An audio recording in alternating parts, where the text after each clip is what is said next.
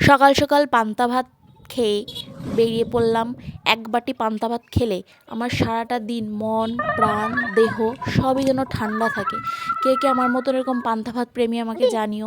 তারপরে গেছিলাম পড়াতে, বাচ্চাটা আমাকে ভিডিও করে দিচ্ছিল আর এমন আমার ফানি ফানি কথা বলছিল, ভীষণ হাসি পাচ্ছিল।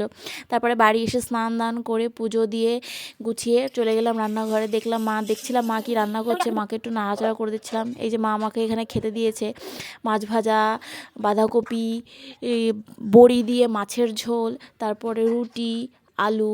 আমি ভাত একটু কম, তার সঙ্গে দুটো রুটি খাওয়ার চেষ্টা করি। তারপরে দুপুরবেলা একটু রেস্ট নিয়ে বিকালে গেছিলাম পড়াতে। এ হচ্ছে আমার সবথেকে প্রিয় বাচ্চা। মানে আমরা যখন ছোট থাকি তখন আমরা মা বাবার কথা শুনি না, টিচারের কথা শুনি না, আমরা মনে করি আমরাই যেন বেশি বুঝি। তখন আমি যখন পড়ানো শুরু করলাম তখন আমি বুঝলাম যে বাচ্চাগুলো কথা না শুনলে কীরকম খারাপ লাগে, কীরকম কষ্ট হয় ওদের পড়াতে। কিন্তু একে পেয়ে যেন আমার জীবন ধন্য হয়ে গেছিলো। এত ভালো বাচ্চা, এত ভালো বাচ্চা, মানে যতক্ষণ ওকে পড়াতে চাও পড়াতে পারো, ওর কোনো কষ্ট নেই, বরঞ্চ আমাকে আসতে দেয় না, এত ভালো পড়তে চাও। তারপরে আমি বাড়ি আসলাম। বাড়ি এসে পরের দিন আমাদের এখানে বারুণী মেলা ছিল।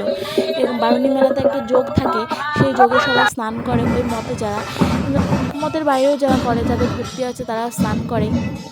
সেজন্য এখানে রাস্তা দিয়ে সারা রাত আগের দিন সারাদিন ঘুরে লোকজন যায়, ডাঙ্কা পিটিয়ে আনন্দ করতে করতে, মজা করতে করতে। অনেক কষ্ট পরিশ্রমও হয় সেটা দেখার জন্য। এবার সন্ধ্যাবেলা বেরিয়ে পড়েছিলাম। রাস্তার পাশে অনেক মানুষ দাঁড়িয়ে থাকে ওদের দেখার জন্য।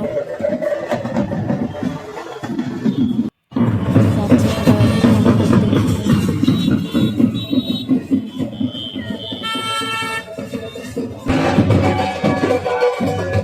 কিছু কিছু মানুষ নাচ করছে এখানে। যাই হোক, ওরা খুব মজা করে। এই যে একটি লরি, বেশ দোতলা বানিয়েছিল লরিটা, যাতে অনেক মানুষ একসঙ্গে যেতে পারে। নিচে কিছু মানুষ বসেছিল, ওপরে কিছু মানুষ বসেছিল। তারপরে একটু রাত করে আমাদের এখানে তৌশালী ব্যানার্জি এসেছিল। এখানে বসন্ত উৎসব হচ্ছিল। বসন্ত উৎসবটা একটু লেটেই পালন হচ্ছিল। যাই হোক, এসেছিলো, খুব মজা হয়েছিল, ভীষণ সুন্দর গান করেন উনি।